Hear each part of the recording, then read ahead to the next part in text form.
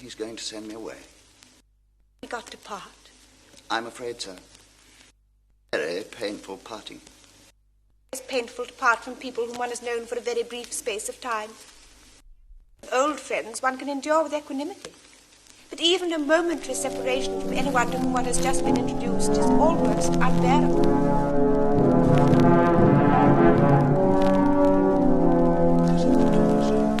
It can wait, Benjamin, for 5 minutes. Yes. I hope, Cicely, I shall not offend you if I state quite frankly and openly that you seem to me to be in every way a visible personification of which you have seen perfection. I think your frankness has a great benefit. If you will allow me, I will copy your remarks into my diary. Do you keep a diary? Look at it, may I? Oh, no. You see, it is simply a very young girl's record of her own thoughts and impressions, and consequently meant for publication. When it appears in volume form, I hope you will order a copy. But pray, Ernest, don't stop. I delight in taking down from dictation. I have reached...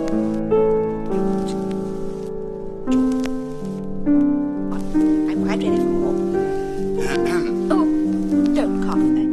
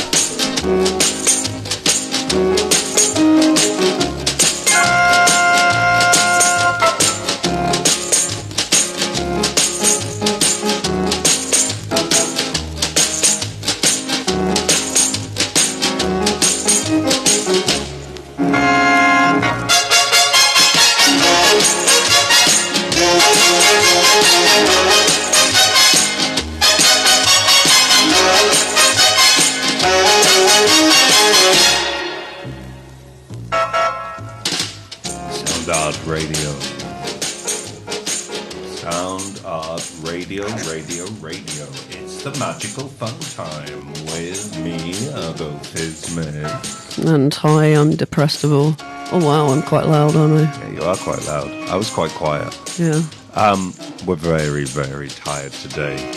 Very tired, because, you know, we did the thing that is acknowledged to be the most stressful activity that humans do in their day-to-day lives, which was, we moved into a house. But it wasn't that stressful, because it was quite close to where we were staying, but also because for such a long time, we've been in sort of various states of homelessness for much of the time and staying in other people's houses and things like that. And then before that, we had a flat for a bit, but it was like a corridor, so you couldn't move anywhere. Yeah, it was like a literal like a corridor. Boat. It was smaller than a boat. Yeah, it was like a houseboat, really. And really expensive. Really expensive, and it was in the city, which £1,000 a month, please. This new place that we've moved into, it's sudden and unexpected because it's a giant place. It's a giant place and it's very cheap. It's got reverb. Yeah, it's got such a lovely natural reverb.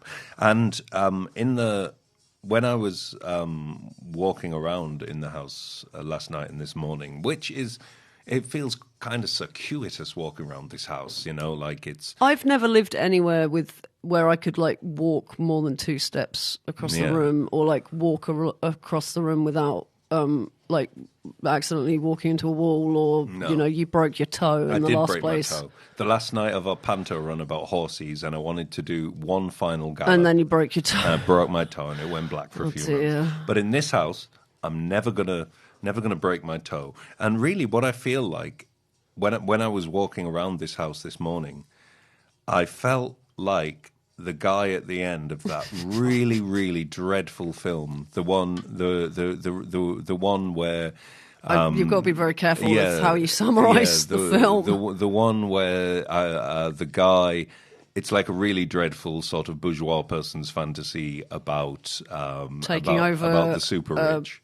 Except it's not. It's the film that's named after the town up north, isn't it? It's the film where everybody was talking about it because it was really shocking. Everyone was talking about it, and it's the film where the guy in it is in a state of infatuation with the bathwater and Sophie Ellis-Bextor's in it at the ground.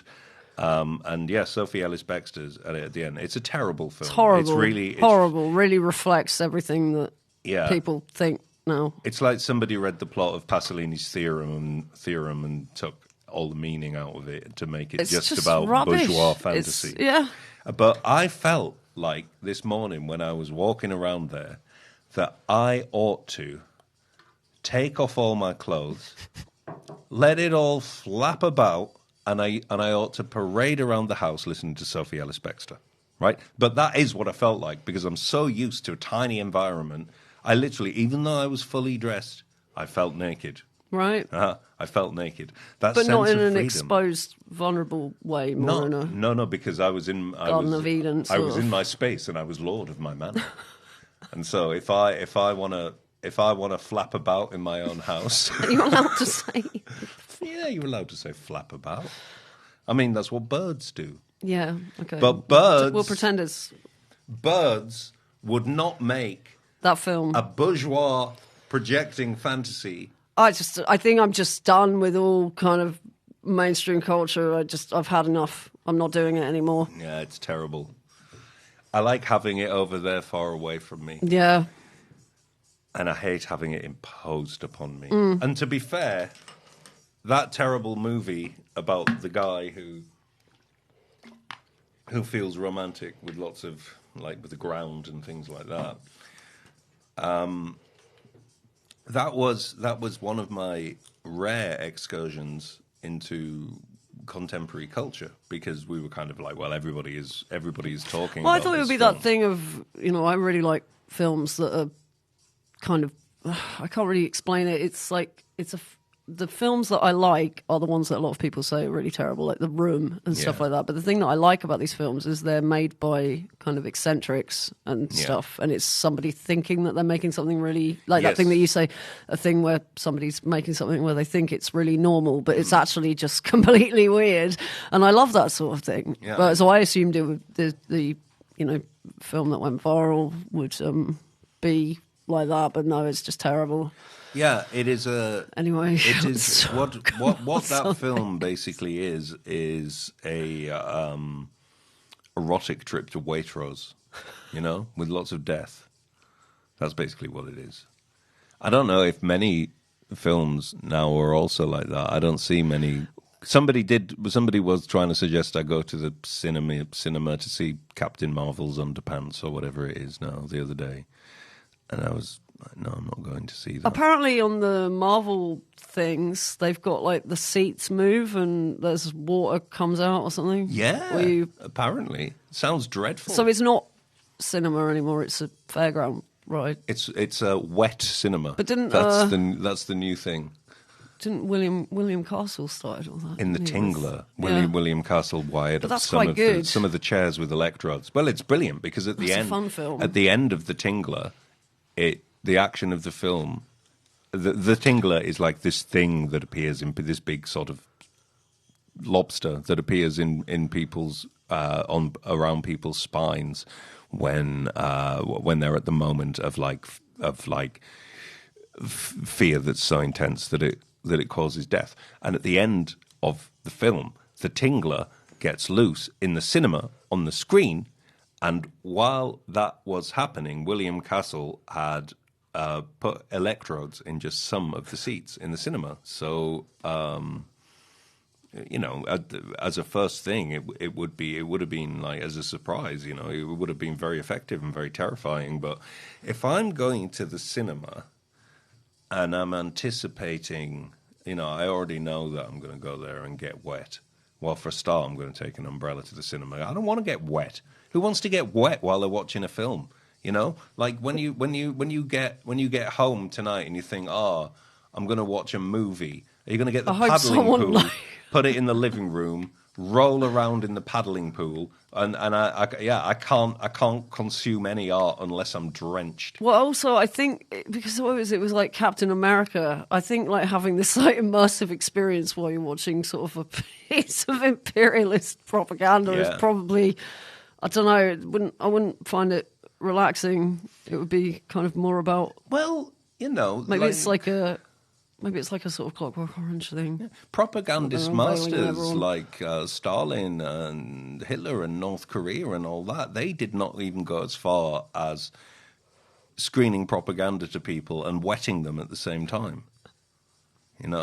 That's like I don't see what the virtue is really. I don't want to be wet. I want to be dry to watch art. What next? Wet art gallery viewings. It's immersive. It's immersive. That is what makes things immersive, actually, immersive art. If you're wet. I'm feeling odd now because the word wet and it's making me feel too many times. That's why I tried to mix it up a bit by saying things like drenched. Right, no, all of this is all sort of feeding back to the word moist, so we should it's not good. Talk about something dry. Let's move on to drier climes. What? Well, we had quite a dry night last night because we just moved into this house of wonder, and we realised that we'd forgot to bring any cups or plates or knives and forks or anything like that. So we were kind of a little short on, like, we had taps that emitted water, but we were kind of short of anything to actually put water in. We had tea and coffee, but nothing to put them in. So it was very, very dry. And then this morning, I went across the road to the little cafe. And when you go in a cafe, you don't know what the atmosphere is going to be in there. Is it going to be loads of, like, hip young things or loads of, like, kind of blonde bourgeois yummy mummies or something like that? And I went into this cafe. It's only open from 9 till 12. And everyone in there was over 75. Oh, and it was rammed. It was absolutely brilliant. So they have falafel as well? Yeah, they do. Amazing. Yeah, we recommend you go to this cafe that we've only so far had a black coffee from. But everyone, if you added up the ages of everyone in there, you kind of could have got back to Christ pretty much. Right. There was a lot of people in there, and you know, they were old, these people, and they looked like they were having a ball. They looked like they were having a great time. And when I'm old like that, I want a little cafe where I can go there with other old people and have a great time. Because when I came in, it looked very much to me like they were plotting something. Right. Yeah. And then when you go in, it goes completely silent. But there was some kind of conspiracy going on in there. You know, the old people were planning on. Aren't we around sort of like Slaughtered Lamb territory in Dartmoor? You know, American Werewolf. Oh right, yes, we are. Isn't it? Yes, we are. I don't know anything about it. Is it a real pub? Like, obviously, it'd be called something else. But where is the Slaughtered Lamb? Yeah, I want to go there, and then everyone can turn around. Because usually when I go into stuff, people look at me and they think I'm a werewolf. Scum. Anyway, I do get people sort of turning around and looking at me with pointed contempt. But if it was like actually going into the pub that's in American Werewolf in London, and everybody turns around and then looks at you, it would feel a bit less contemptuous because it would be like being in the film. Yeah, I want to do it since I'm around Dartmoor. I met a friend of mine. I met his daughter for the first time the other day, and she's 6. And upon seeing me, her instant reaction was to scream and say, "Are you a vampire? Don't bite my dad." So that is that's a kind of, the true version of why people are responding in this. Well, there was that time in the city that we're not going to name where there was like a kid by the harbour who was lost, a little boy, and I'd gone out wearing all the sort of like red shoes kind of makeup, and I was trying to help him, but he saw me and he cried even more. So yeah. Because he was lost, and I was like, "Where's your? We can help you find your parents." But he thought I looked like a witch, he thought so he screamed. Yeah, he thought that ran evil away. witch was going to drag him to hell. And then a nice sort of normal-looking woman came along, and he went straight away with her. Yeah. Yeah. So don't let your children near us. So we had Perez Prado in the background. The opening mix there was 2 things by Janacek and a record called Old School Beats with a K and a Z as well. Wasn't it Old School with a K and Beats with a Z at the end. Serge Gainsbourg before that. Well, I was going to tell you my interesting Serge Gainsbourg. That was before our programme, fact. Wasn't it? But tell us your interest in Serge Gainsbourg. On the Isle of Wight, I live in a really tiny little village called Shorewell, but I'm not at the moment, but I did.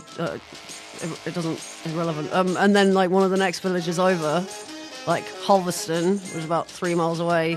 I used to go there, and my friend lived there, so I'd go and play in the garden. And there was this cross in the garden, like a little one made out of lolly sticks, like a pet's grave.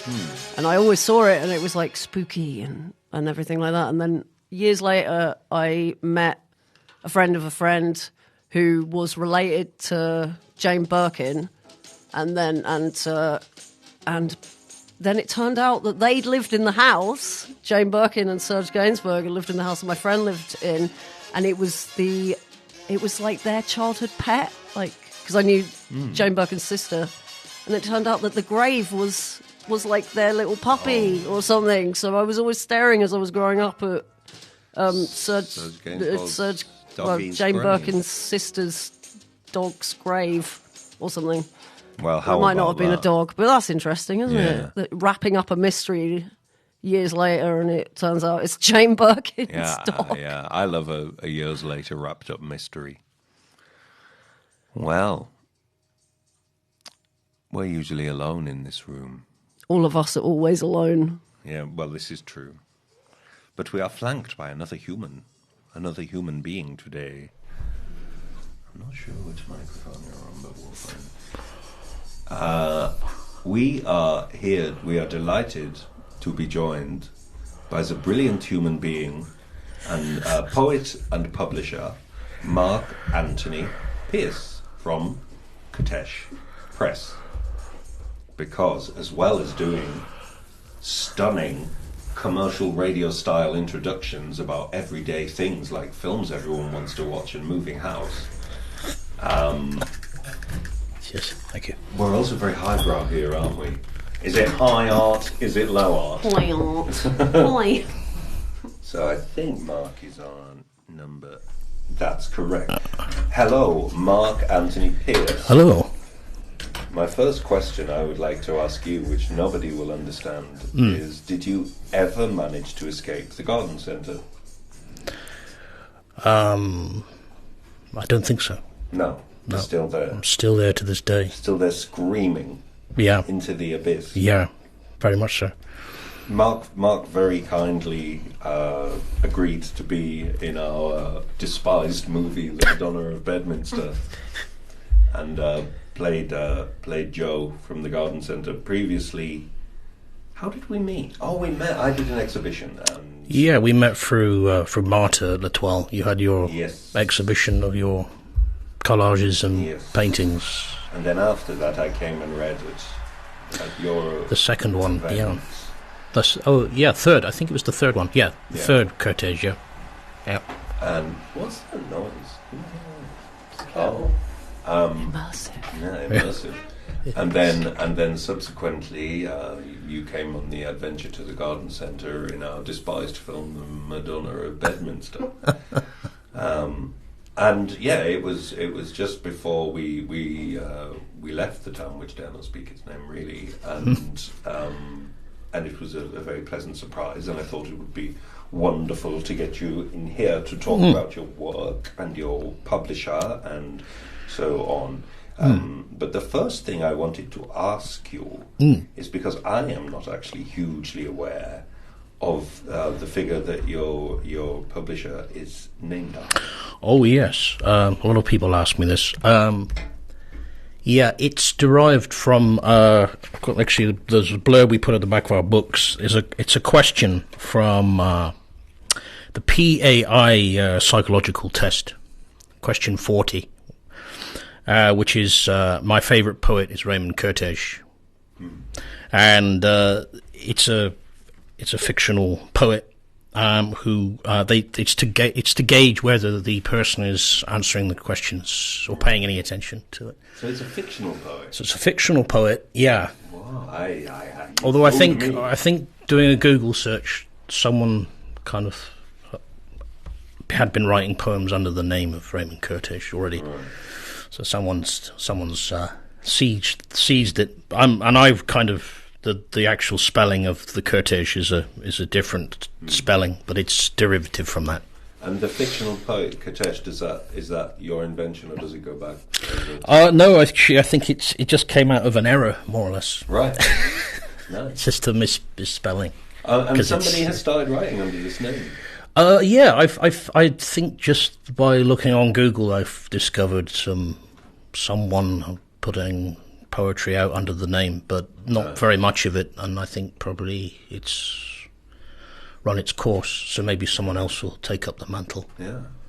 Well, that's very interesting. It reminds me of when Goody Pal was here, and Goody Pal had come here with a box of cassettes that were all cassettes by Goody Pal, but actually, and so this label in America called Dollar Tapes had put it out, but it without any contact with him, and I think it possibly wasn't even his music. Like it was something he was vaguely involved with, and this label put it out as a Goody Pal record. But I love that kind of thing. Like it reminds me of the early days of the internet, when identity was really malleable on there, and people could have multiple identities and didn't have to put their passports in to access a website, and reality was kind of fun and pliable in the right way for a bit, rather than the fun and pliable reality of like Holocaust denial, or saying that what happened in Palestine didn't happen, which is our new contradiction of reality. But early internet contradiction of reality was great. It makes me think of I was recently listening to a talk with a poet named Peter Finch, Welsh poet who lives in Cardiff, who I've read a great deal of recently, has become a kind of favourite of mine. And he's also very interested in psychogeography and kind of walking, and he's published a number of books. I think there's been 4 or 5 called Real Cardiff, which has inspired other books, which is to do with walks around the city and being aware of different places. And I think it's in one of his books. He cites a certain place in Cardiff where Jimi Hendrix slept having a hangover after a hangover or something, and it was a total invention. Right. But because it's been mentioned in the book, people assumed that it was true, and a plaque was put up there. So it's amazing too. Like, so the reason I mention it is because it's the same thing with Kertecz. It's almost like if you invent something, in a way, it can become kind of real through hearsay, or people assume that because they find it in a book, therefore it is true. It's true. Yeah. So reality is malleable. All these methods to make it actually pliable. What was the thing you were saying about the Sherlock Holmes thing? I can't remember what it was, but it was the footnoted version. Oh yeah, when I got this. So this is years ago. I found this. I love annotated books, like the Annotated Alice, for example. I love reading the footnotes of the history. But like in the Annotated Alice, you get like all the original poems that the little songs in there are parodies of, and so on, and lots of little bits of really interesting context and so on. But if you get the annotated Sherlock Holmes, and this is universal, you can't get it any other way. All Sherlock Holmes annotation is written in the Sherlockian manner, which means that they write the footnotes as if they're real people. So you cannot gauge from the footnotes what's real and what's fictional. What is the point of fictional footnotes? You know, it's yeah, it's very interesting. And isn't there some other weird thing with that? I was reading with the when it was written, obviously that address didn't exist that he lives at, but they've since extended the street, and now it does. Yeah, exist. Did they build 221B? So what's the? I think so. So what's the actual, like? Where does it exist? You know, it's kind of strange. Yeah, very strange. I couldn't help but just listening to your previous. I was only listening to the other day your version of Murder on the Dance Floor.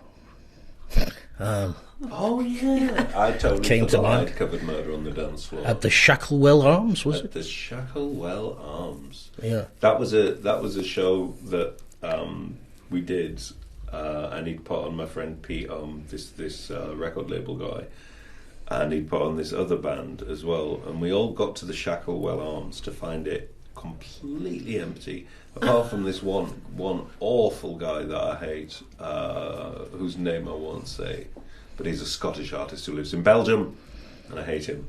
But he was there, and the guy who had organised the night, there was like no one there, and I said, "Where's the audience?" And then the guy who'd organised the event said, "Well, I wanted to do an experiment with this one to see how much audience you guys could bring in independently." So I was like, "What? You mean you didn't promote it?" But isn't that the sort of hints in the name, promoter, isn't it? It kind of is, yeah. If you're promoting, you should probably do some promotion. But what I should have done is been a performing singer and not sang any songs. I mean, that would be fine. This was the same label guy who made me go and play an album launch. And then I got to the album launch to find that there were no albums there. He never did. And then, no, he never did. And then I said, "Where's the albums?" And he said, "It's a soft launch."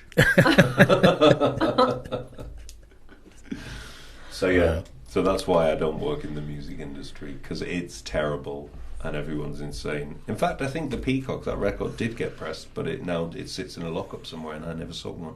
Well, that's heartwarming. Yeah, really heartwarming.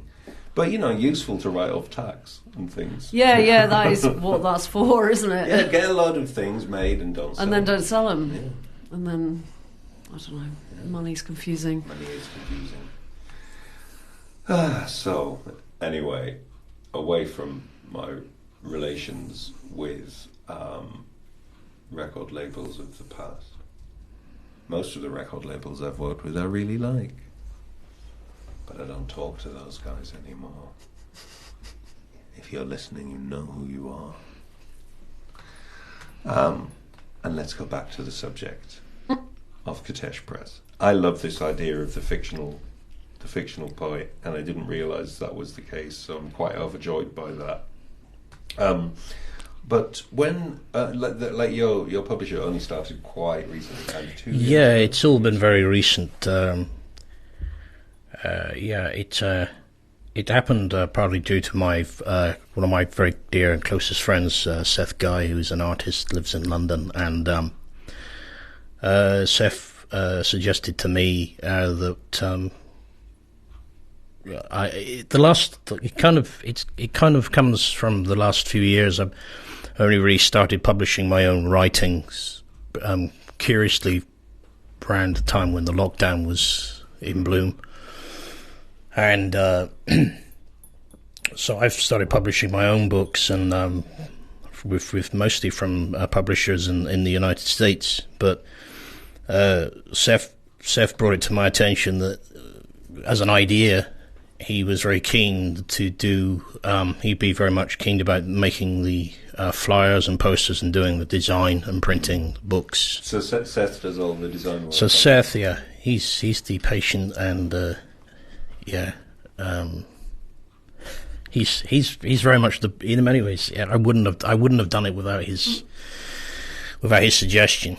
He very much inspired all of this. So it's really to his credit, really. It's all kind of come about. Yeah, and you started like printing and publishing during the lockdown, but did you always, were you writing poetry from being very young? Or? Well, yeah, I mean, when I was very young, my interest from a very early age was in history. But when I was from about the age of 8, I used to, primary school, we would do poetry recitations, so I learnt poetry. There used to be these, I believe they still happen in Bath, for instance. They have these festivals where you perform and you get assessed on your interpretation and you get a mark for it. You might get a cup or a medal or something like that. And so I did quite a lot of that, and that kind of went up right into my secondary school education. But my grandfather, who was from Dublin, he also used to, would recite poems that he'd learnt from his youth, so that sort of rubbed off on me a bit, I think. And then I think, I guess it's true of a lot of kids, they write things down. I think it wasn't until I was actually at university that I really took it seriously, as it were. It was partly thanks to a number of students who were in the literature department, particularly a person named Tony Tacklin, who was, I think he'd finished his PhD. He was doing a PhD on the cantos of Pound and is it Olson's Maximus? I may have got that wrong, but anyway, he's from Chelmsford, I think, and I go on very well with Tony, and he used to put on a kind of fortnightly, I think it was, event where people could read their poems. And I think from there I met Tony, and I met a guy called Ian Smith, who at the time was working as a window cleaner, and I just liked his writing. And I'd had a friend as well from Italy named Sal Andretti, who lives in Bologna, who's a published poet. So there were a lot of people that, rubbed off on me and sort of inspired me, I guess. Yeah. Yeah. And I've totally lost my train of thought. I'm very tired. I was going to say I remember doing something like this a few years back, and one of the problems I was this lovely man named Dave Miles, who was he didn't really get a word in edgeways, so yeah. Please tell me to be quiet when I need to be. Yeah, no, we want your words. Yeah. Oh yeah. So what I was going to say is so like that your practice comes, like your practice as a poet comes initially from a performance angle, a reading. I hadn't really thought about that. I did a lot of theatre when I was younger. A lot of theatre, mostly through school, but also I was in the Bristol Vic Youth Theatre. I did, when I was about 15, we did a production of The League of Youth by Ibsen, which was quite a thing to do at that time. But I wouldn't. It's strange. I mean, I think for me, I still wrestle a bit with the poetry thing. It's, I mean, like everything, it's very broad, and I think for me at least, I think the reader makes the decision on whether they think it's that or not. Really, they make of it what they will. I'm still. I mean, the kind of work I do is I suppose in that tradition of free verse. So, although now and again I might write something that rhymes possibly, but mostly. But I think the turning point for me wasn't so much performance. Although I once, when I was a teenager, I did manage. I won a few competitions recited some of Coleridge's Rime of the Ancient Mariner and extract from The Reign of the Fox by John Masefield. But when I was about, I would have been, I want to say 15 maybe, I was a car boot sale in Cheddar, which I think is still there every Sunday. You can go there. And I picked up a book called Hitler Painted Roses by a poet called Steve Richmond. And I think for me that was really the kind of that really was a turning point, still is. I still see that really as a kind of moment which made me feel that maybe it was something that I could do some way, or I could express myself in that way. And was that because of just the kind of the tone, yeah, absolutely. It was I mean, I come from a pretty straight-laced, I mean, I was brought up in there. I was a Catholic kid, and although my background really is working class, I went to public schools. I went to a school in Somerset called Sidcup, so the Quaker school, and so not that I certainly was never rebellious. I never had detentions at school or anything like that. I was very sort of well behaved, as it were, and I was pretty boring mostly. So, but you'd come across things that really stood out, I guess. And I suppose when you came across things like, I mean, I discovered Ginsberg, for instance, and I was reading his stuff. But this book by Richmond, it really was kind of it was very raw kind of writing, and it's got to made you aware of it was that contact, particularly to do with things like sex and sort of scatological things. And it was short bursts. They weren't very long poems either, and they had a kind of directness, I guess, which was very important to me. That was. But I kind of, if I have any way of describing what I do, I think I've just come from being a frustrated historian. I miss my little way of writing my own little personal history, really, or because it's mostly observational. It's things that I've seen, experienced. Yeah. Well, I'm a frustrated art historian because at 18, I wanted to go to university to do art history, but then the college I was at had a reshuffle, so we didn't have a teacher for the whole second year of the classical civilization A-level. So I came out with like 2 A's and an E.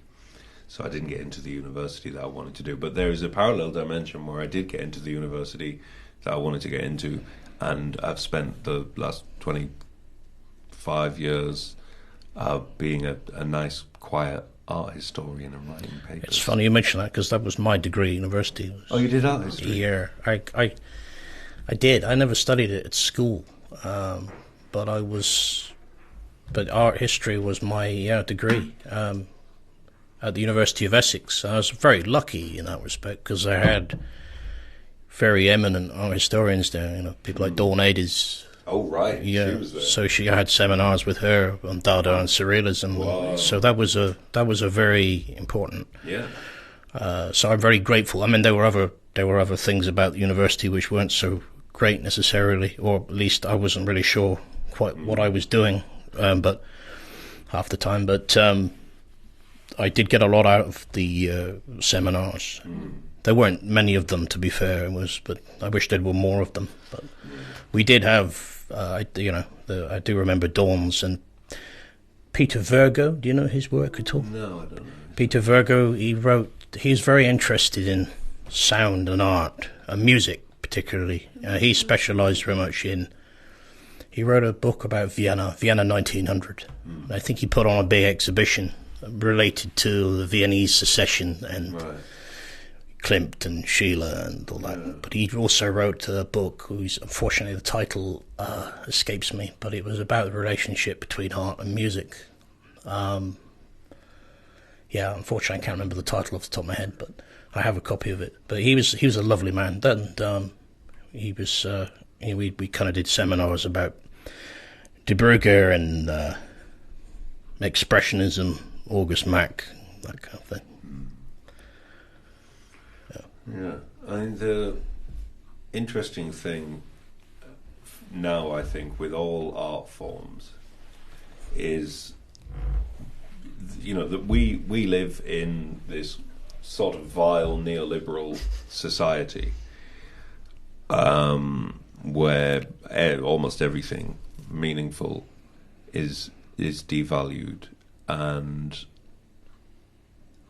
you would, theoretically, things like poetry have no place in neoliberalism.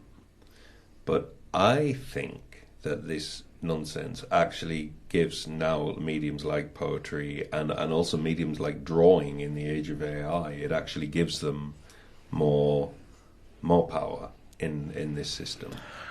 And I was just curious if you had any thoughts about the place of poetry in this like real sort of drab version of Blade Runner that we live in. Well, I think I was talking to my friend the other day, a poet named Will James Thomas, who is Bristol based, and we were kind of talking about, for instance, AI, and I can see why people are horrified. I'm fortunately one of these people who tends to sit on the fence on nearly everything, but I can see potentially there's already some pretty interesting things happening. Yeah. I think it's a tool. You can use it as much like you're using a paintbrush or whatever. It's another tool for the artist's toolbox. I think it could have. I mean, it also will do undoubtedly pretty horrible things, but but that kind of goes with the territory, I think. But I think creatively, I mean, I know, for instance, Seth has been making some work recently with an artist using AI, and they had some work shown in Austria, I think, recently. And so I think that there's potential for. Yeah, for sure. Yeah, I mean, I can't really see any problem with it at all, because it seems pretty similar. Aren't they? Everyone's terrified. It just seems like the same as the Photoshop create backgrounds. Setting. And just the whole fact that I think we've talked about this many times, but that people's fears about AI and you can't trust images are completely unfounded, because photography was never like a safe place for veracity of images, was it? People were making ghost photographs pretty much as soon as photography existed. Photo montage didn't take long to come along. Media's always been hackable. That's kind of the point of it. I would say probably one of the problems maybe is, and that seemed to me as a trend you notice throughout history, particularly of Western art, is that when is there ever rarely any balance between things? It's same with art education, isn't it? I mean, you have these extraordinary revolutions that would have happened, say, in the 1960s, particularly in places like London or St. Martin's or the Slade or whatever, and people redefining how they were making art, how they were teaching art, how they were simulating art. But of course, they're also throwing a lot out as well. We forget that we still need people who can sculpt and paint and cling on to those traditions. I think you need a balance. Exactly. So often, and it seems that, and that's maybe one of the things that is unfortunate about developments like AI, is it assumes therefore that anything else can kind of almost be pushed aside. I've got this long giant bugbear about just this fact that artists are expected to follow along with the development of technology. So now all films have to be made in 4K. And the best example, the one that I always use, is that radio in this country in the 1940s, the early 1950s, you could see that this was because the standard of like radio on the BBC in the 1950s is impeccable, and there are genuinely amazing works in there. Hancock's Half Hour, for example, things like Round the Horn and the Goon Show. They're very, very inventive, and so everybody's ideas and creativity were going into this, and then television comes along. And then instantly radio becomes like the little brother of television. And in this country, the way the entertainment system works is like they send comedians to radio to test them, and then they can graduate to television. Yeah. But the fact is, radio is by far the superior medium for narrative storytelling, for imaginative storytelling. And you can go anywhere on the radio, but people seem to have... now it's like this... We're locked into the technology thing. And everybody now, they make an album that is either 40 minutes long, the length of a record, or about 74 minutes long, the length of a CD. But why? No one's using the physical medium. So why can't we have an album that's 3 minutes and all the tracks are 20 seconds long or something? Or Bogdan Raczynski released that wonderful record called Capitalism recently that was 100 tracks long, and every single track was just him saying capitalism. Yeah, and it was for sale for £1,000. And somebody bought it. Yeah, which made me so happy. Yeah. Wonderful. Yeah, that's great.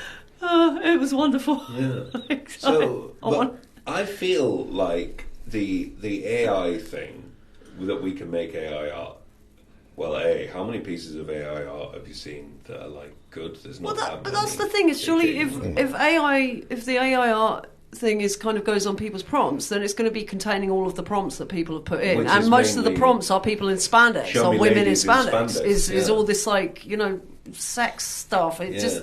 So it's not a threat, because if you don't want to make stuff where it's like people in spandex, then you're fine. Yeah. Because all it's going to be is spandex after a while. The way I'm starting to think of it is that the more we go to extreme technology and everything being run through technology and reliant on technology and all are using technology, the more power it gives to the human written poem, to the drawing with a pen, to the paint splashed across a canvas, because regardless of any artificial intelligence, it doesn't have the physicality of a human being now, does it? And yeah, I think it will just add value. This sounds very capitalist of me. It will add value to the, not to say the traditional arts, but just arts, like the arts that we've always done, ceramic and poetry and writing and drawing and making sand sculptures. It's like the same kind of thing as I think, and I hope in a few years, going to like the kind of way that like kids in the 80s would see a film and they'd be like, whoa, how were the effects done? And people used to go to the cinema to be amazed by it, but now they know how all the effects are done, because they're done on a Apple Mac with Blender or something like that. Underpaid. But I think that rendering artists. It's interesting you mention that. I was watching yesterday briefly. I think it was something with John Landis and David Cronenberg and John Carpenter. And you think then that the time in the 80s, particularly when Carpenter would make a film like The Thing, the special effects on that, I don't think they've really ever been equalled. And also amazing. Because at that time, people who really had the expertise were in a clique. Yeah. They really were. I mean, you see the stuff that was happening in Italy too, in that era. Giallo. Yeah, exactly. Something like Argento was like Tenebrae or something. The use of so I think people kind of look back on these things with a sort of heady nostalgia, but it is it's fierce, brilliant work. Beautiful sort of craftsmanship on every single level. I don't know, it's something like Inferno. the what a lighting film. and the interiors and stuff. Yeah. It's just beautiful. It's extraordinary film. And it's Absolutely I extraordinary. remember when I first saw that, and it's interesting that it kind of, because every single person in it dies, it's kind of this like weird like fever dream where you're not even paying attention to the violence. It's all just this kind of thing with interiors and stuff like that. I couldn't tell you what happens in it. I don't. Happens in it, no, it's very much it's like a visual poem, isn't it? I mean, and it sort of made me think then of I remember years ago when I was in Paris at the Cinémathèque Française, they had an exhibition of magic lanterns and some of the very early cinema, and for me there must be the moment in Inferno which made me think very much of those early silent films with some of the images as well, and magic lantern shows as well. Yeah. And again, I think all this kind of thing is going to be the art of the future. Magic lantern shows and optical toys, optical tricks, all the things the Victorians were into. We have one of those phenakistoscopes, the spinning discs with the holes cut in them and a different stage of a moving figure around them, and you hold them in front of your face and you look into them in a mirror, and then you see very tangibly the moving animation. I showed that to my daughter when she was 9 last year, and she was just astonished by it, because that is magic. That is your brain doing a thing. And you're genuinely seeing something amazing. And now, when we live in a world that's so rich with amazing things, and yet all the kids think everything's boring because their parents are boring and don't show them anything interesting. There's a wonderful film. I don't think it's R.W. Paul. I may be wrong. I can't remember. Maybe it's R.W. Paul. It's one of the early English silent films, and it's called Artistic Creation. Do you know this one? I think so, but you'll have to remind me. Is it with a statue woman? Yeah, I believe so. It's like they create an image or a work of art. So it uses all the kind of formalism of things you'd associate with, classic traditional art, but puts it very much in the context of this. It's a beautiful film, really playful, and it's kind of, to me, it's like really one of the first, maybe even really great silent films, because it's particularly bring all those elements of the visual together, and using it almost like a fusion of sort of the high art European sensibility with magic and play. So beautiful film. Yeah. He made also that really wonderful. He made a very, very good Trip to the Moon film, R.W. Paul. Have you seen that one? With the motor car going around the The Motorist. What is that? The Motorist with. There was the Motorist, the one where someone just gets run over. There's lots of people. I love the Swallowing film as well. Oh, I don't remember that. It's this beautiful film. There's a guy. It's just a still of a man's face, and the camera getting closer and closer, and his mouth is opening, and eventually you see the cameraman going into the mouth, and the camera kind of going over. Wonderful. It's a great film. But kids see this stuff now, and they go, "Whoa!" Like it's magic. They don't know how it happened. And the interesting thing that I've found, because like when you were a kid in the 80s and people went to the cinema or they saw something on TV and everyone in school talked about seeing the same film, and they'd be saying, whoa, that's amazing, how were the effects done? But now I've noticed kids start to get fascinated by, because they find all the effects so boring in the stuff they get now, they go, how did they do that back then? So that becomes the exciting thing. How did they make that happen then? Well, I just remember how exciting it was as a kid when Back to the Future came out and Jurassic Park. I mean, I was young, but just how excited everybody was about Back to the Future. And it was giant, so exciting. It felt like a festival. Excitement. Yeah. Which we don't have now at all. Well, you still watch a film like Jason and the Argonauts, right? To me, that is the benchmark, really, of Ray Harryhausen. This just... the scene with the skeletons is just... And I doubt if I hadn't... Because I used to watch those a lot when I was a kid, the stop motion animation, and for sure that is what kickstarted my interest in animation. And they're just visionary and wonderful, and people go, but you can tell it's fake, can't you? It's like, are you saying to me that you can't tell the CG is fake? You know, like all of these films that they make now, I don't really see them, but we'd be living in my parents' house, and I walk past and see them on the television, and everything. None of it looks real. Like they're making now, like these, like dramatic films that you're meant to take seriously, but like the building in the background is a drawing. You know? Yeah. Well, even Hitchcock, as late as Marnie, was still using kind of painted backdrops. I think the suspension of disbelief is actually very important. Yes, I think exactly. just to be a reminder that you're watching a film. I mean, it's definitely. Yeah. And there was nothing wrong with, the good old painted backdrop. Oh, Look at Black Narcissus. is amazing. Unbelievable, yeah, absolutely.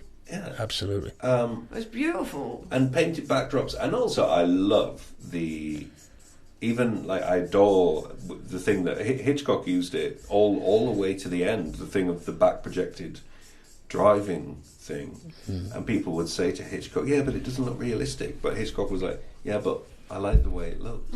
I like the way it feels. Some of the German expressionist films as well. I mean, there's one, I think, something After Midnight, the title that comes to mind. Maybe totally wrong, but in that film, everything is completely. It's like seeing theatre, really. These are the backdrops, and so houses are these sort of cutouts. Houses, everything is completely artifice, and it gives a whole other quality.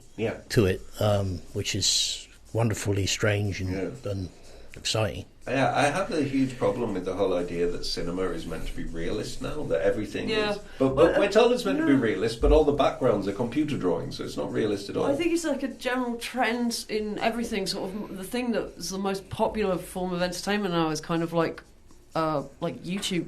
Hey guys, people watching unboxing videos and stuff. It's all this like very boring realism. And I was reading an article the other day that was a young girl, or like 21 or something, who'd never seen a soap opera, and she watched EastEnders for the first time, and was saying, is this gonna be useful for the younger generation? I've never watched it. And then her conclusion that she came to was, why would I watch something that was like this fictional drama when there's plenty of reality TV that has real drama in it? Why would you... I mean, I'm not saying watch EastEnders, I don't understand that at all, but it's interesting that the preference now is for this kind of realism stuff. I guess Stanislavski is a bit to blame for that in the theatre. I mean, he was wonderful as he was. I mean, I think that's the thing, is unfortunately that there's a tendency to think, therefore, everything has to be realistic, I mean, you have... In the theatre, particularly, you think of Berkoff was somebody who sort of tried to shake that off a bit. I think you bring more of the total theatre, creating theatre out of nothing, in a sense. You don't need sets. You can do it through gesture and through using the physical form. When you see like kabuki theatre, Japanese kabuki theatre, I mean, it's unbelievable. Everything's exaggerated and heightened, which for many people, that's why you think it'd be wonderful to imagine what the old actors like Henry Irving's and Edmund Kean would have been like, exactly, which now would be dismissed, I think, as awful acting. No. It's there's so many different facets of how you do things, isn't it? Exactly, and there are so many ways of expressing narrative and expressing story, and I do think that this, like, everything must be super realistic or have CG backgrounds is about kind of really controlling people's creativity. Because if you have a story to tell, you should be able to tell that story on a screen or in audio, in whatever means you want. Like you do in theatre. If you're doing theatre and you need a bit where, like, for example, when we did the show of The Third Policeman, that I'm not allowed to talk about for legal reasons, we had we had to have a bloody murder scene, and it was like, well, we can't really do it. It would be terrible if we do a murder scene on stage. So we did it with shadow puppets instead. And it was very dramatically effective, because this exaggeration thing, it's a very curious thing that we don't really understand. But I remember reading this book by Vilayana Ramachandran years ago called The Emerging Mind, and he talks about this experiment that was done with a baby toucan, and they showed the baby toucan a mummy toucan, and the baby toucan went insane for mummy. But then after that, they showed the baby toucan a stick painted yellow with a red stripe around it, and it went even more insane for the stick painted yellow, which says to me that suggests to me that that's the reason, for example, like we and children particularly like cartoons, because I think as human beings we actually have a tendency to abstraction. Well, and we're encouraged to not. I mean, it's fair enough with the baby toucan. I keep thinking like bags or a dog and stuff like that. I don't think it's just limited to the. Yeah. Well, shall we have some music for a few minutes, and then we'll come back and have some poetry readings, which will be the first time we've had poetry readings on this show. What are you going to play? Sorry, I interrupted apart from you. when I did my haiku-merics. That was nice. Haiku-meric, it's a thing I invented that's a mixture of a limerick and a haiku. Oh, it's quite fun. So for example, you frame the situation with the lines of the two opening lines of a limerick, and then the third line is the final line of a haiku rhythm, and so then you have to sum it up in this different way at the end, and it's rather amusing. So we are going to listen to something I love very much. We're going to listen to, I'll be very surprised if you don't know this, we're going to listen to Anti-Rotter by Peter Sellers. That's what we're going to listen to. I played this for my daughter the other day, and she instantly turned it into an immersive game for which you can imagine. And if you, listener at home, if you also want to make an immersive game out of Anti-Rotter, you can.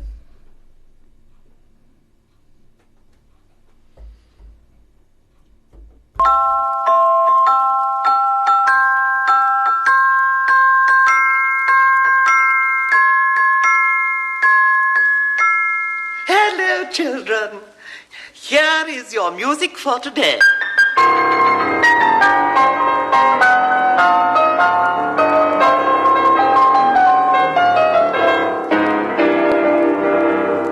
That's nice. Well, you know what to do, children. Here is your music for running out of the kitchen.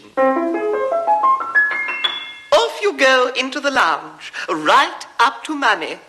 Has she got her back to you? Then out with your Robin Hood sword and plunge it into Mummy's back. With a 1, 2, 3, here is your stabbing music.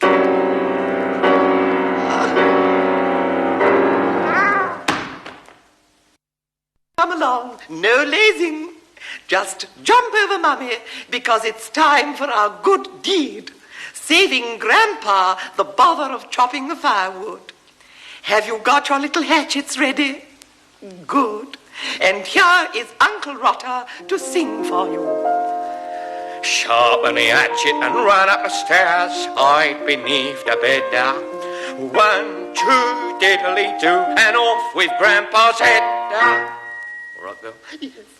There, now never mind the mess, because it was such fun, wasn't it? And now, off to find Grandma. There she is, hanging from a beam in the kitchen. Oh, I forgot. We showed her our Roy Rogers lasso yesterday, didn't we? Never mind. Give her a push and we'll swing away to the Grandma waltz with a 1, 2, 3, 1, 2, 3. But wait. Oh, here comes Daddy up the front path. Wouldn't it be lovely to have 2 daddies? Well, we can arrange that. Got your little exercise hatchets? Then it's up on a chair behind a door. Hey, diddle, diddle.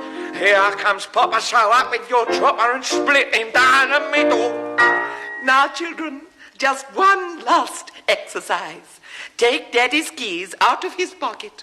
Run to his desk. Take out all his money, his bank books, and those stupid old stocks and shares. And hurry along to the Auntie Rotter Home for Orphans, Balls Pond Road, London. Bye-bye, children. Ta-da, children.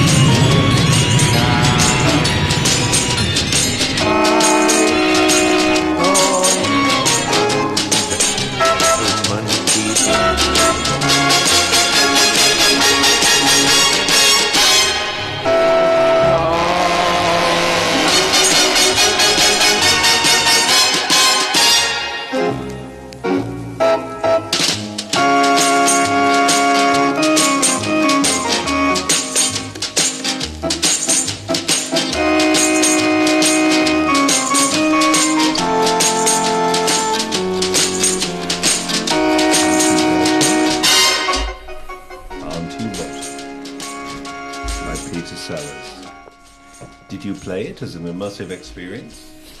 Are your relatives still living? Who is going to clean up all the mess in your kitchen? Only time will tell. Maybe your friend can come in and clean up for you. My friend Mr. Punch, he's got a little man who helps him clean up all the mess, all the bones and the blood and the bile and all of that. So, that was an immersive experience for you.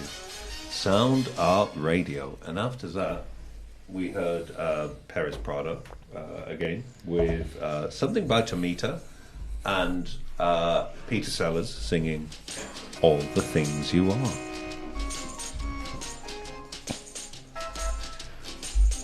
We're here in the studio with poet and publisher Mark Anthony Pearce from the publisher Kertecz Press, named after the esteemed poet Raymond Kertecz, who I'm sure you're all familiar with the work of. Absolutely. He writes work on the internet now as well, which is very exciting.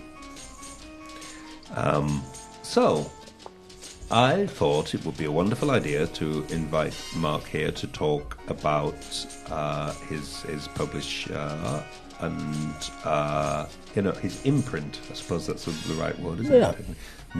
Mark here to talk about his imprint, which is not a medical issue. It means books. Although I do have a few interesting imprints we discovered. And my mother, who's really new age, was really excited that I've got a perfect pentagram imprinted in my palm. Oh, really? Isn't that exciting? Yeah. So, imprints, publishing imprints.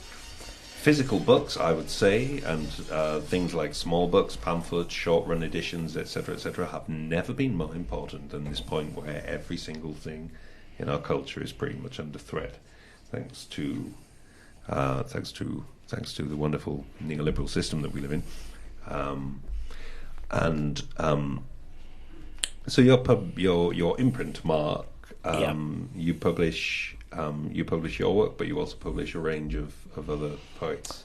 Yes, as I said earlier, it began really out of the pandemic, for me at least. Started publishing my work online mostly, and then the first book I put out was a collection called Perforated by Sirens, which was a split publication with a friend named Danny D. Ford, who is originally Bristolian, but he lives in the lovely city of Bergamo in Italy. Ooh. And so he wrote these poems which were kind of reflecting on that, because Bergamo, as you might recall, was pretty badly impacted by the virus. So we did this split book which was kind of reflecting on our own kind of experiences. And that was published by a South African named Mark Brisecki, who I believe may still live up in Leeds. He had a press called Analog Submission Press. They haven't really put out any content in a while, but he was doing regularly a lot of publications. He was publishing a lot of poets, particularly from America, such as John Dorsey, who is one of the poets we've published, a poet called Tom Bacalus, who I befriended, and he's put out 5 of my own collections. And he has a press called Between Shadows Press, which is based in Denville in New Jersey over in the US. And he somehow manages to, amongst everything else, put all this poetry. So yeah, it's sort of really born out of all of this, really. And so yeah, as I said earlier, the artist Seth Guy, who I've known for nearly 22 years now. He suggested to me that we start this press, and I mean, what's been nice is that Marta at L'Etoile Studio suggested to me about doing an event of some kind. So we do these monthly events which happen at L'Etoile Studio in Bristol. And they are, usually we have 4 performers who present their work. My kind of idea was that poetry would be at the core of it, but it would be spoken word, but that other things which involve the use of spoken word could be incorporated. So we've had people doing music, we've had people doing theatre, and recently we had someone do some comedy, some stand-up comedy. So I tried to think about bringing other elements into it, whether that would be people reading fiction as well. I mean, your contribution was reading a prose piece or a kind of, was it a film treatment? It was supposed to be a theatre piece, and then the pandemic struck, so then it was going to be in installations, and then the pandemic got worse, and then it became an online film, and the text was supposed to be, when you walked around the installation, you also read the text. So it ended up being they published the text and released the film on the internet. Yeah, but yeah, I like this idea of poetry being in the center of this thing that can bring in. I mean, the stand-up we had, this guy called Ben Darley, who I've known Ben since my university days at Essex, and he's very kind of into stand-up and does a lot of it. And he brought some poetry into it as well, which was lovely, I thought. So yeah, But in terms of actually the books themselves, I think Seth very wisely suggested to me that we try and do the books quarterly. I think one of the problems with a lot of the presses is that they put out an enormous amount of content. I mean, very quickly, and they don't tend to have much longevity. can't get the word out. But you know, so I think it sort of makes sense for the time being that we aim to try and do 4 publications a year.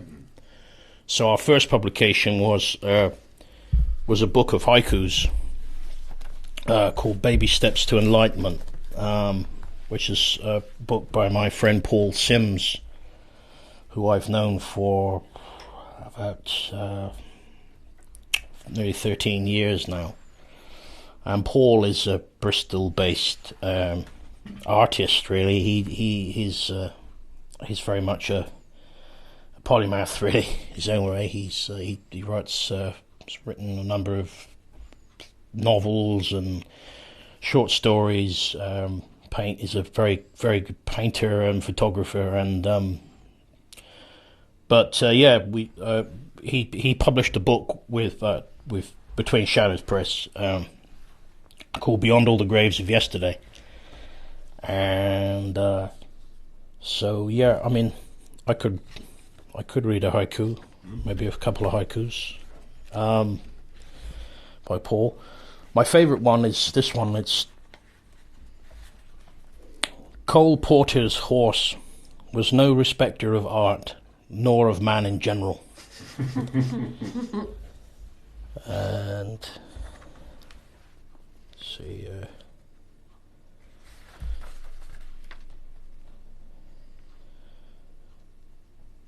Muddy shoes lie still, dirt stories of joyful treks and footprints in mind.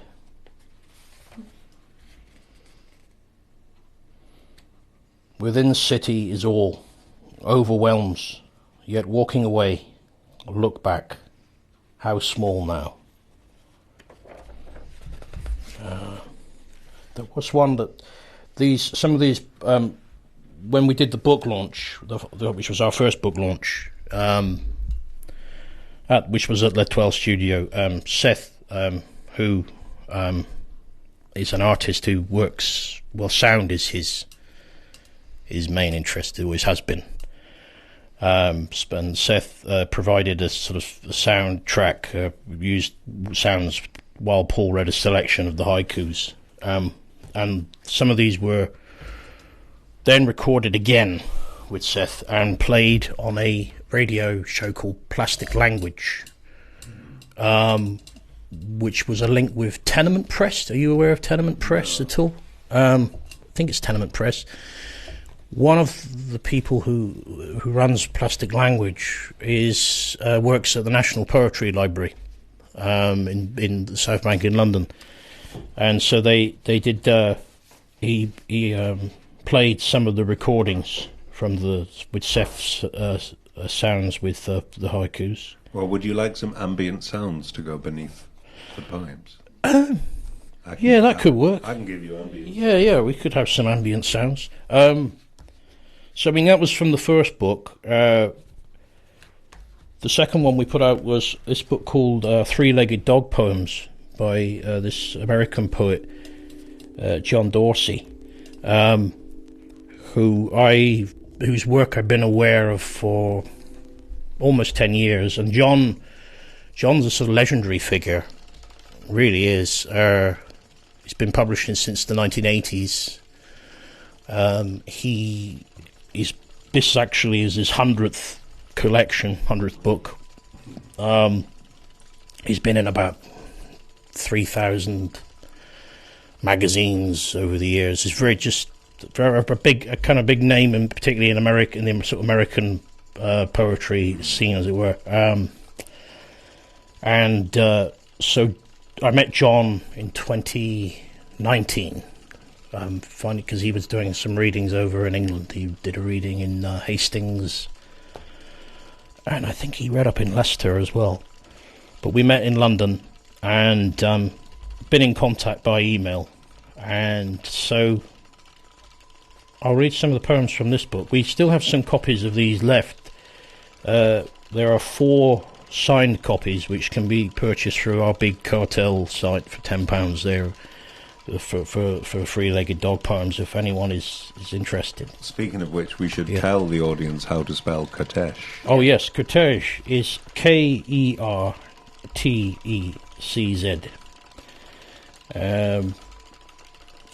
So these poems are kind of thematic. John writes some of his books have certain themes. So this one is no exception. So this book he dedicates to a dog which he calls Prometheus, the greatest three-legged dog the world has ever known. And so this is called When a Three-Legged Dog Becomes a Metaphor for Your Entire Town.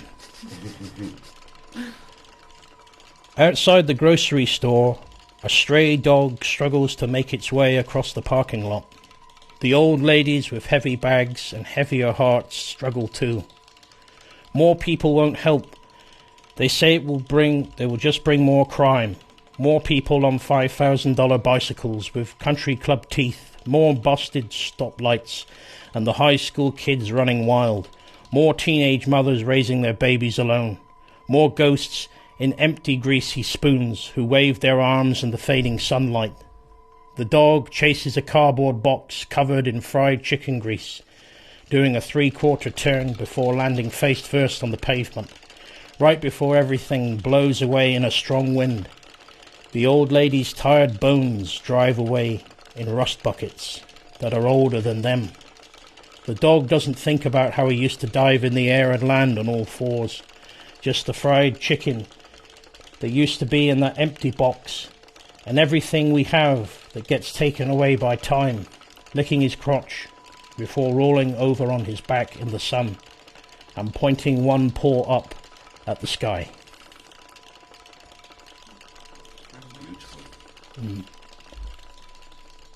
This was called Having a Three-Legged Dog as a Spirit Animal. When gunshots replace wind chimes, neither of you wants to dream about death. This one's called Portrait of an Artist as a Three-Legged Dog. You with one eye, him with one less leg, both chasing time you don't have. So,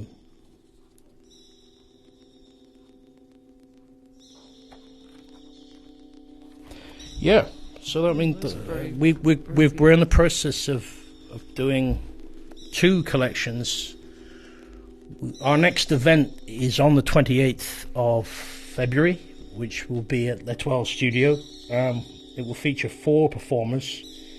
It starts, doors are open at 7:30 start. And if anyone's interested, there are tickets on our Head First, the Head First website, Bristol. So we've got some poetry from Jeremy Toombs, who is originally from Kentucky, who's lived in Bristol for a number of years, who used to run the Arts House open mic in Stoke Croft for about 8 years. It was a remarkable weekly event that used to happen. So Jeremy's going to be reading some of his poetry. We're going to have some poetry from Anna Maria Cretu, some music from a friend of mine named Jim Evans, who performs folk music, plays a lot of kind of blues, and and also from a girl in Bow. She's going to be reading some poetry. There's a night that happens at a place called Jessica's, which is a place called Smoke and Mirrors in Bristol. So there's a couple of regular kind of poetry nights. Smoke and Mirrors is a magic bar, right? Yes, right? I think they do comedy in there as well. Yeah. It's Denmark Street, isn't it? Is it called Denmark Street? I know that's the name of the town. Denmark Street. Yeah, and so that will be happening, and then on the 8th of March, we will have a book launch.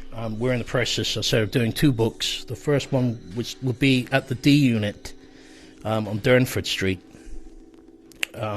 which is an artist's place run by a lady named Megan Broadmeadow, who's she lives there, but she also uses it as a workspace, studio space and has opened it as a gallery. So there's been exhibitions there, and I've done readings. So we're having an event there on the 8th of March. Again, that's be 7:30 start. And again, there's tickets for that already on Head First. And that is going to be a launch of a book by Nick Moore, who is an artist, abstract painter, amongst other things. And this is a selection of poetry he's written over about 30 years. So that will also be performances from a trumpet player named Matt Davis and Martin Harvey on bass, and Seth will also be doing some sort of sound performance.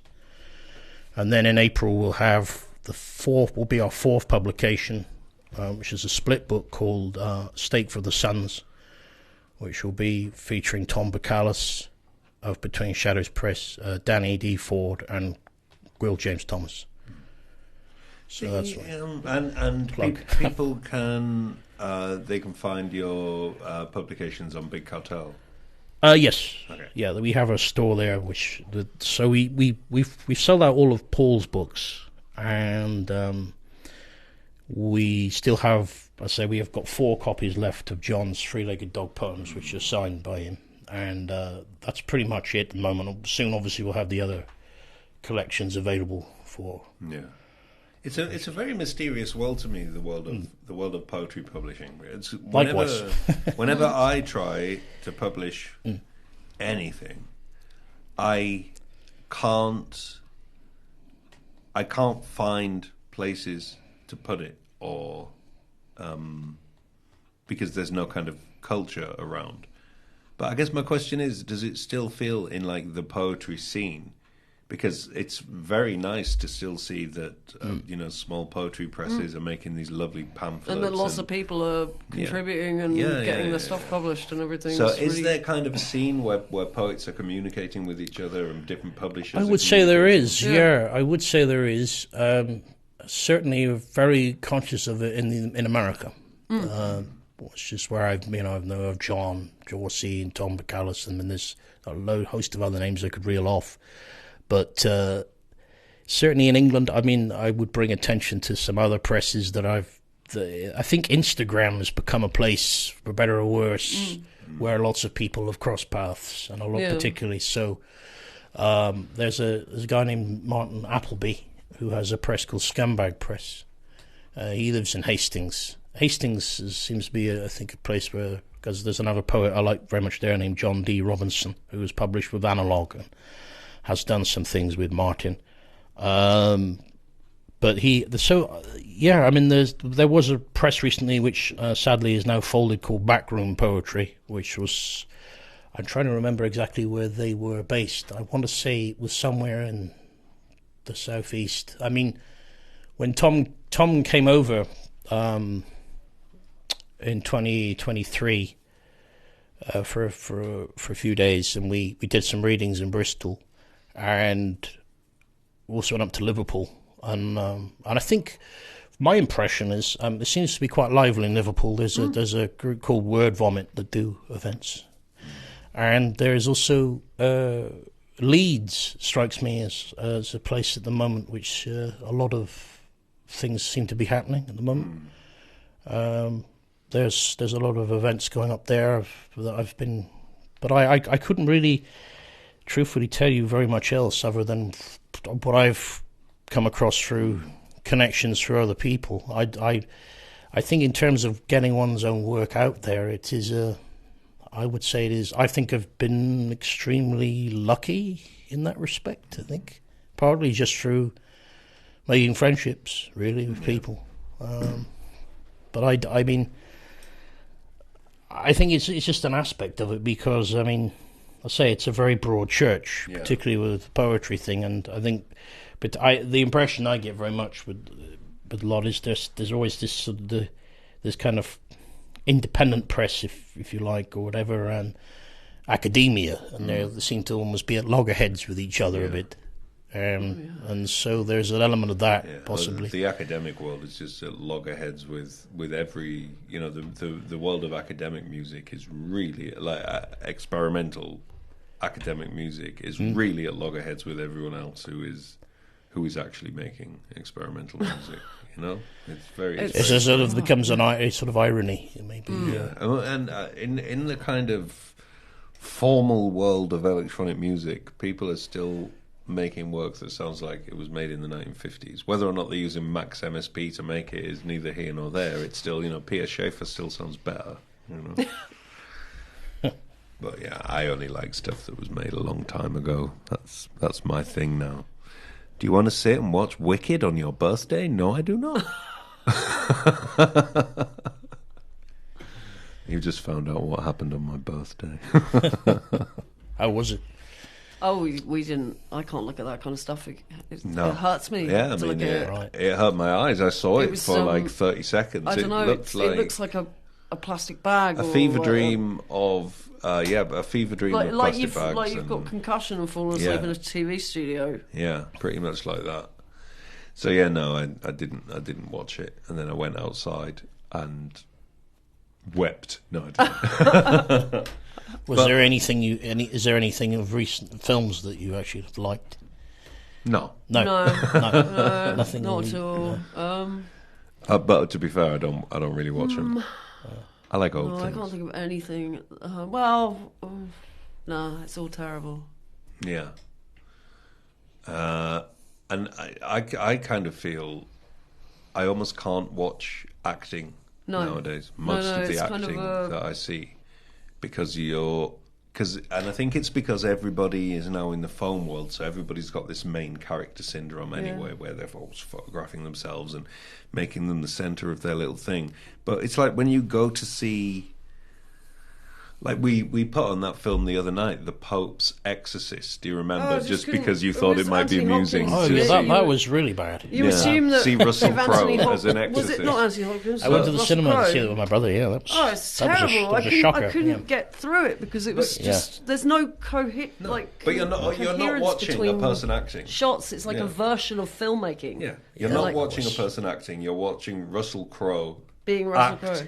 Acting as a priest. I think most of the people who pass as actors nowadays are people who are acting that they're acting. But that's in the direction though, isn't it? Because like Russell Crowe, he's been in a lot of stuff that's really good. Like I've never seen a Russell Crowe film. LA Confidential is a great movie. I mean, I know he's a fine actor. I know he's like I'm not really into sort of mainstream things, but I mean the films that he but LA Confidential's old enough to fit in my sort of remit, now it kind of has a weird I don't know, I'm not saying what I'm trying to say at all, but like we watched that again. Somebody tried to get us to watch the Beatrix Potter film, and it's got Renee Zellweger in it, kind of doing a version of Renee Zellweger playing Beatrix Potter, and I think that's just in the way that they're all made. It's very weird. There's a sort of or like whenever you see anything with what's his name, Cumbert Benningwart, in anything, you're watching it's him being Cumbert Benningwart, and people say it's because of it's because of the celebrity thing and so on, but it isn't that, because let's just say Charles Lawton and Dirk Bogarde were huge celebrities, but when you're watching Bogarde, who always just looks like Bogarde, because his whole mechanism for acting, for screen acting, was thought. Bogarde becomes, and Lawton becomes these people because they're going through this complex internal process to get to this place. But people think now there's this very commonly said thing about screen acting that I've heard loads of people say that if you're screen acting, you actually don't have to do anything. You just sit there and the camera will film. It's like, no, and that's why it's also terrible, because to act convincingly on screen, you have to be thinking how the person thinks. But to be fair, sort of born out of the kind of, I think Michael Caine was one who talked a lot about that kind of. Right. And I think even Oliver Reed would talk about the ideas the camera's doing all the work. You kind of. But I'm inclined to agree with you. I mean, you mentioned Lawton. I mean, there is somebody who was. I mean, I was watching. I didn't watch the whole film, unfortunately. But recently, I was watching with my family a bit of witness for the prosecution. Oh, yes. I mean, and he really is one of the greatest actors of film, I think. Oh, absolutely. Period, I think. Like, Rembrandt, particularly. Yes. It's just like just an incredible. Yeah, there are moments in Rembrandt, I can't remember what, but there are these little moments where he will do a gesture or something that's heartbreaking. Oh, totally. And there's a moment in Death in Venice when he's having his face done up and having Bogart. having this rouge put on his cheek and having his mustache oiled and his hair done up. And in the book, it describes it as really a grotesquerie. It describes that he looks grotesque and describes it in that. But in the film, it doesn't do that and just shows him getting made up. And yeah, he looks slightly clownish and grotesque. But then Bogart, when the guy is finished doing him, he goes to the mirror and he puts his hat on and he does this gesture where he regards himself in the mirror for like 1 second, and he makes this gesture where he raises his head slightly and purses his lips slightly. And in that gesture, you see this character's whole life, you know, and his whole life as a slightly outsidery academic. You see all the loss and pain in it, because in the story of Death in Venice, his family have all died of, you know, plague and disease. And in this one little gesture, the first time I saw it, I had to keep stopping because I'm very obsessed with acting. The first time I saw it, I had to put it back to watch it. But he packs so much like feeling, history, context in this one little glance that he gives to himself in the mirror. And quite frankly, I don't see any actors around who can do that. And the very frustrating thing about it is there will be people who are absolutely brilliant, you know, but they don't get the opportunity I think, to be fair, it's the standard of writing and it's how films are made. Because, like, I've done a lot of, well, not anything that did particularly well, but I've done a lot of film stuff. And it's like most of the time when I was making films with people, there wasn't a script. And they say, and then the director will just say, "I'll just do anything." And it's always going to turn out terrible. Yeah. Because I remember I did one where it was like a horror film and they'd just been given usage of this like red camera or whatever, some posh, like ultra high definition thing. Yeah, I love that when you get to film projects and they're like, "Hey, I've got this amazing camera." And like that was the big deal. Care. That was the thing that they got all the funding on the basis of. And then it was like a horror film, and there was I don't know, some people went and stayed in a squat, and then there was a serial killer there or something. And I turned up, and I was supposed to be this girl that had been like tied to the radiator and left in the thing. And I kind of went in and dropped in on it because it was like, okay, yeah, portfolio work and stuff. They didn't tell me what I should do. They chained me to the radiator, and then they all went off to lunch. And and then when they got back, they'd all been like making this film for like 2 weeks, and they sort of said, they chained me to the radiator, and I was supposed to be like, I'd been stuck in a basement for like by this serial killer and drawing pictures with crayons that were supposed to be. Of course, they didn't have any of the pictures, and then I turned up, and they were like, "Oh, do all of it. Do all of it." It's like, I don't know what your film is. And then so I actually just sat there and did some drawing because they chained me to the radiator and went to lunch.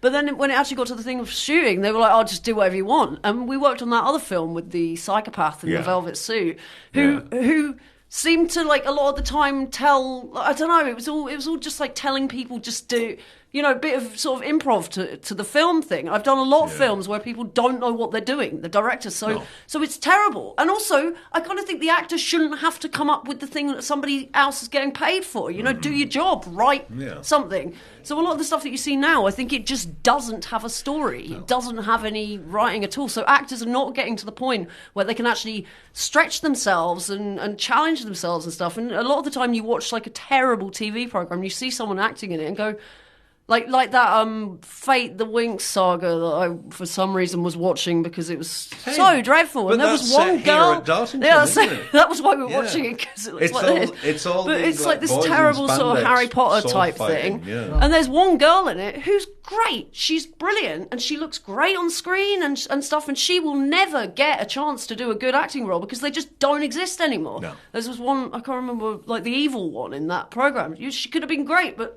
it doesn't exist anymore. I'm going to stop talking about how much I hate everything so quick. Change that. No, I think it's an interesting point. I mean, certainly came to mind is with, I mean, when we did the film together, I mean, it was the improvisation, but there was a context for what we were doing, which you had imparted to us.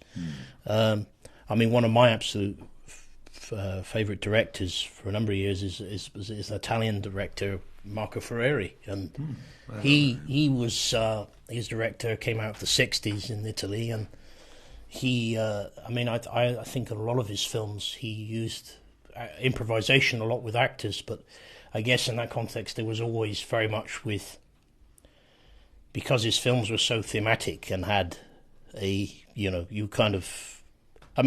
was much like some of his films are quite similar in tone perhaps to an Antonioni film, in the sense that it's hard to sometimes know altogether what is happening sometimes, but his films had themes. They were about battle of the sexes, or they were about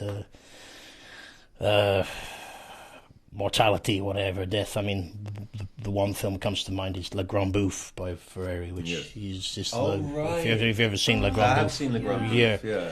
I mean, and there's a lot of improvisation in that film. Interesting. You wouldn't necessarily have thought it, but a lot of improvising happens. There's a wonderful scene where Ugo Tognazzi pretends to be Marlon Brando. He puts some food in his mouth from The Godfather. I mean, and I gathered that was all completely improvised. So. But yeah, it's.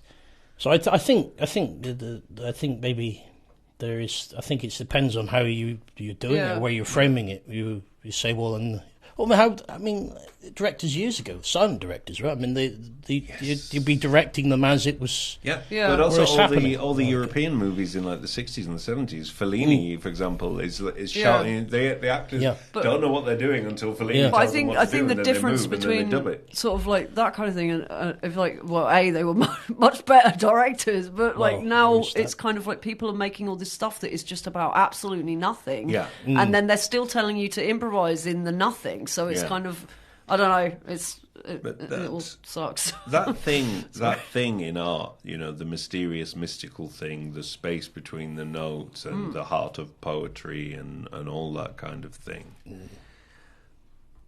which is fundamentally, it's like attempts to express truth in various ways. And I think because the majority of stuff that people are... I'll use the word that they use because it's relevant in this context. The stuff that people are consuming, none of it seems to be about like the search for truth. And I would even say that something like commercial cinema, like Back to the Future, is still about the search for truth. Yeah. And unpacking the riddles and mysteries of time and things. But now everything is made, like the whole idea is that if you make one thing, the ideal is that it should then be a franchise. You can't make like one story that stops there. Well, no, it's got to make money in future. So stuff's being made for that purpose. Well, like I keep coming back to that adaptation of Poor Things that everybody thought was brilliant. Oh yeah, I heard you mention about that. Yeah. Oh, it's just dreadful. It was kind of like the book is all about sort of socialism, and they managed to take all of that out. And it's weird with Lanthimos. I mean, I've seen a few of his films, and I remember seeing Dogtooth by him and thinking it was a tremendous film, like a really, really striking, really powerful piece of work, but. Seeing when he started making English language films, the quality for me really kind of went down. Actually, for me, it was awful. It was a terrible film. It was like a student film. It was dreadful, and a big budget student film. Yeah, big budget student film that is just horrible to look at. Yeah, anyway. But for me, what it seems to be. Now that everything is so industrialized, the moment an artist enters a contract with one of the industries, then their work is going to suck because you've entered contracts with these industries. And fundamentally, these industries as well, Yeah, but it's amazing how subversive some of them have been in the past. You think of Paul Verhoeven as a great example of this. In the past, but it's gone now. Yeah, Yeah, we need a Verhoeven again, I think. But there were so many people in the past who, could hack the mainstream. I mean, John Waters, the person who made Pink Flamingos, now has a musical, running on Broadway. Yeah. And not with two. I mean, there's a musical of Cry Baby as well. Amazing. Yeah. And so it did used to be possible. Master and Trey Parker. So it did used to be possible, and there also used to be this just direct connection between what was happening in like the world of pop music, for example, and in the world of underground music. Like in the 2000s, this sounds crazy, but it's true. But it was so closely connected that I would be making like whatever experimental work, and then the new album by someone Poppy would come out, and someone would write to me and say, "Oh yeah, listen to it. It sounds like your stuff. It's inspired by your stuff." And there was a lot of things that I did during the 2000s that leaked through quite quickly into the pop music industry. But now that connection is just gone, because the entire military industrial entertainment complex hides behind this wall. So Yeah. that's inaccessible to everyone apart from the magical chosen few.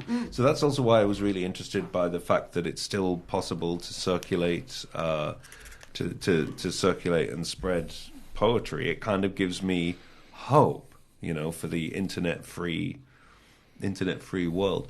We've got about 14 minutes left, so I propose that we have some more readings from Mark Anthony Pearce. Oh, okay.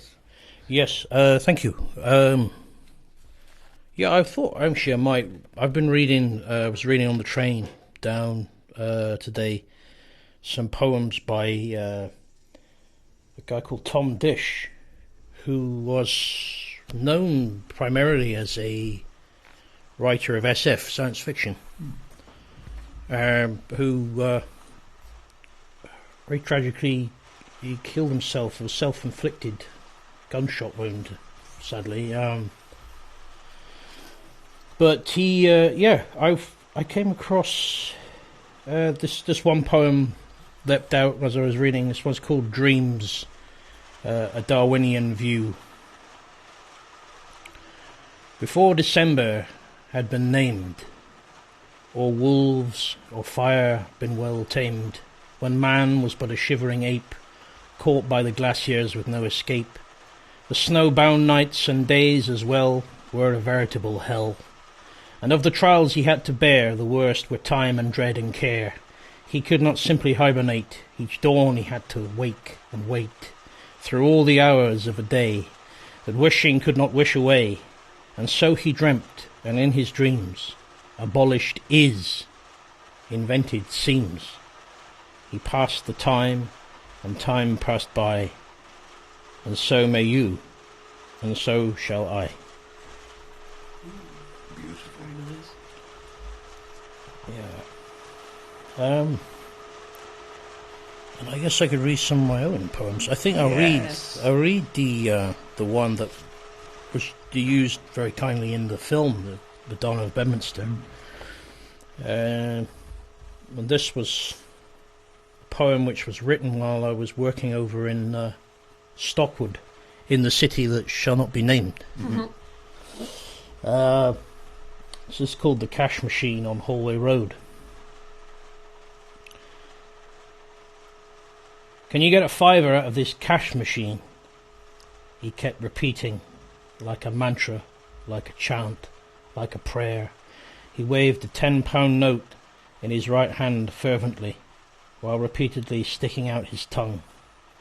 5 hours later he was still there, at the cash machine, asking the same question, still sticking out his tongue, the same £10 note clutched tightly in his trembling right hand. Very nice to hear that in a different context. Yeah. Yes, that's at the end of our movie, The Madonna of Bedminster, where Mark plays Joseph, who gets dragged to the garden centre by his garden centre enthused wife, and then goes into the endless mystical garden centre of dreams. Read some from the recent book I put out. This is from a collection I did called. This is from a book called I Am a Man, Harold Norse, which was put out by Between Shadows Press.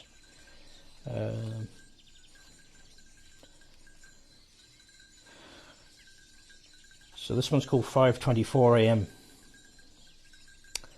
I stepped outside of my flat I named the bunker, and there was a woman, bestial with insane eyes, surrounded by the trash of her own making. Syringes, toilet paper, plastic bottles and a tomato. You really shouldn't be here, I quietly intoned. I'm 5 months pregnant, you wouldn't understand. she was right about that.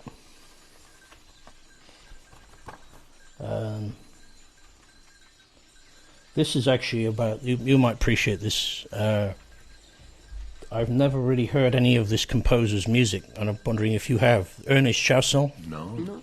19th century French composer, and this poem is about that, but I'd come across this same vinyl record in shops with his name on it. So this is kind of a poem about that. So it's called Ernest Chausson. He met his sudden death in a pointless bicycling accident. The apprehension of imminent disaster throughout his 44 years scuppered even the most sublime of moments.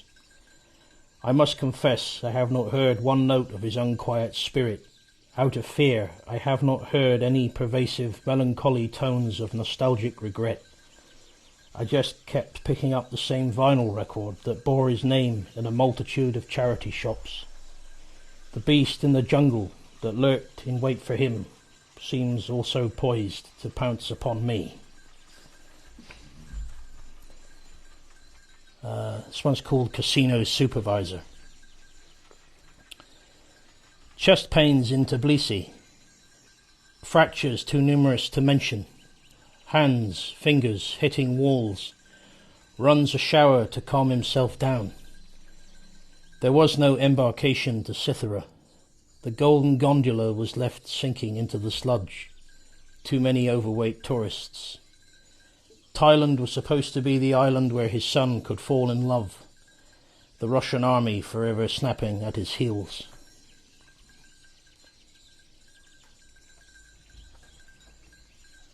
This is a bear pit poem. It's called The Polite Approach. A familiar face at the bear pit, taking shelter at an underpass, escaping the dreich, feeling the weather in his bones. Do you want to score some crack tonight? Do you want to score some crack tonight? Do you want to score some crack tonight? Scumbag, scumbag, scumbag. I noticed a paperback that he held firm to his chest. It was titled The Polite Approach. So beautiful. Yeah, really nice. I should add, I felt bad. I was forgetting one of the names of the performers at our next Kertecz. So yes, I do apologise. I'm just looking at our poster. It's Bo Gibbs. So we'll have Kertecz 19 will be with Jeremy Toombs, Bo Gibbs, Jim Evans, and Anna Marie Cretu at the L'Etoile Studios in the city that shall not be named. And on the 28th, we can. You're allowed to name it. Old Market is well, that is wonderful. It has been completely wonderful having you here, Mark. It's been a pleasure. Yeah, it's been great. I Thank you very presume much you're indeed. returning back into the heart. Oh, of the definitely. garden Yes, centre. right into the inferno. Yes. Yes. Yeah. And this has been fun, and like I mentioned at the beginning of the show, we're now living in this giant house for the first time in many years, so we're bourgeois now. No, we're and not. so next week, No, yeah, we're not. Yeah, Never. Yeah, bourgeois. I have no money. Still. So don't tell him. So next week, I'm going to come in and be really bourgeois. I'm going to have my North Face jacket on. Right, yeah. I'm going to dress really bad. Yeah, really bad. we'll both get feathered shags. I'd love to get a feathered shag. Get a feathered shag. Yeah. Do you know about the feathered shag, Mark? I'm afraid I don't know. The feathered shag is the name of the hairstyle that Princess Diana had. And I think she looked great, but it was the copycat feathered shags that were really starting to go downhill. Yeah, well, I think Diana could have done better without the feathered shag, to be honest. It's not a good look. It's not great. I mean, would you wear a feathered shag, Mark? I'm trying to stretch my memory. Yeah. I'll have to think about that. Yeah, well, have a good think about that, and see weigh up the options and whether that would be good. That would be good for you. Yeah, maybe I retract the thing about the feathered shag. But What, I that don't it think looks she good? rocked it. She all right. rocked it. She rocked it. But okay. then it was just all the copycat feathered shag period, not good. Yeah, but I can't remember. Oh yeah, because we're bourgeois now. So I'm gonna. No, we're not. Yeah, I'm gonna start dressing really terribly. I'm gonna eat only luxury meat. I'm gonna go on the Atkins diet. Oh yeah. That's what I'm gonna do. Okay, so by this time next week, I'll be on the Atkins diet. So I'll be living only on like butter and flesh, and yeah, I'll be here. Fully, for bourgeois fun time with Ergo and Depresstival. I'm not a bourgeois. No, we're not for us. Butter and Flesh is a good title. Oh, yeah. Butter and Flesh. Butter and Flesh. A poetry collection. Yeah, Butter and Flesh. Yeah, Butter and Flesh. Yeah, that's good. Yeah. Wow. Well, there we go. Butter and Flesh on Sound Art Radio. Ergo Phizmiz, Depresstival, and Mark Anthony Pearce of Kertecz Press. And we're not going to be bourgeois next week, and I'm not going to. I'm going to dress. Never. I'm going to dress reasonably well. It's a state of mind. Yeah. Because then if you get really rich and then you like do lots of like nice things for other people and give money away to people and try and sort out some of the world's problems, you're not a bourgeois, are you? Yeah, that's then true. you're just a philanthropist. I couldn't believe that when you told me that those horrible gilets that they wear are full Cost of about- goose feathers. Oh yeah, everything's based on ripping the flesh out of an animal. I don't want a goose inside my overcoat. No. That's not what I'm after. And you know what I think about those gilets as well? I think they're just too hot. I think I'd be too hot in that. Even though my arms are free, I think I'd be too hot. And that squeaky sound that it makes as you're walking around is just no good as well. Okay, we've got 1 minute and 40 seconds till Democracy Now! Maybe instead of playing out with music, we should just talk about talk. Keep saying, I don't want to get one of those gilets full of goose flesh. I don't want to get one of those gilets full of goose feathers. I don't want to wear no geese on me. I want to walk around with a nice little goose. It's We're going to be really, friends, going to feed him like, bread. They're kind of like, they can be nice animals, but like hideously tortured all the time. Yeah, they are, but they're not. You can teach them to play the drums, guitar. Yeah, they're not going to be safe from me this week when I go on the Atkins diet, though, are they? No goose, no animal's going to be safe from me. I'm going to chase them down the street. I'm going to chase them down the street, dogs and things, cover them in butter, and then I'm going to eat the dog! While they're alive. Yes! Yeah. Democracy Now! Coming in 28 seconds. Isn't this exciting? We're going to do an abrupt ending. I love abrupt endings, when something just cuts off at the end. You don't get that narrative fully resolved. It just cuts off. It was really lovely. He used to come and sit and he'd play the guitar. Mr. Beaky. Oh, Mr. Beaky. He was the outcast. Lovely. What a lovely 8, goose. 7. Sound Art Radio. Yeah. Be nice to animals. Be nice. Don't burn anything. Be nice to